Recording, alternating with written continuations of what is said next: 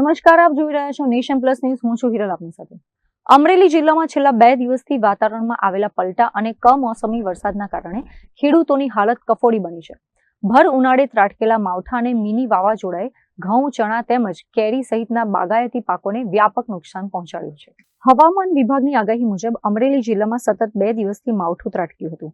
આ માવઠાએ મિની વાવાઝોડા જેવી સ્થિતિ સર્જી હતી, જેના કારણે ખેડૂતો પર માઠી દશા બેઠી છે. ગઈકાલે બગસરા, ધારી, ચલાલા, રાજુલા, લાઠી અને બાબરા સહિતના પંથકોમાં ગાજવીજ સાથે વરસાદ પડતા જનજીવન પ્રભાવિત થયું હતું. ધારીના મીઠાપુર ગામના ખેડૂત ભરત ડોંગાના 15 વીઘાના ખેતરમાં તૈયાર થયેલો ઘઉંનો પાક વરસાદમાં પલળી જતા મોટું નુકસાન થયું છે.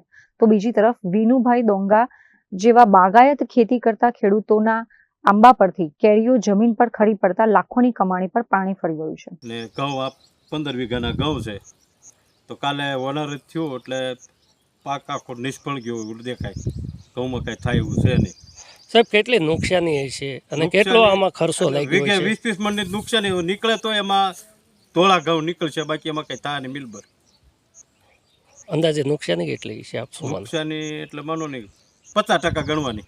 કમોસમી વરસાદની સૌથી વધુ અસર ખાંભા અને ચલાલા આસપાસના ગામોમાં જોવા મળી રહી છે, જ્યાં ઘઉં, ચણા, મકાઈ અને બાજરીના પાકમાં ભારે નુકસાન નોંધાયું છે. ખેડૂતોનું કહેવું છે કે મોઢે આવેલો કોળિયો છીનવાઈ ગયો છે. આર્થિક પાયમાલી તરફ ધકેલાઈ રહેલા ખેડૂતો હવે તંત્ર પાસે નુકસાનીનો સર્વે કરાવી યોગ્ય આર્થિક સહાય મળે તેવી આશા રાખી રહ્યા છે. જો આગામી દિવસોમાં વધુ વરસાદ પડશે તો ખેતીના બાકી બચેલા પાકને બચાવવો પણ મુશ્કેલ બની જશે. અમારે બાગાયતમાં આંબામાં ઘણું નુકસાન થયું છે.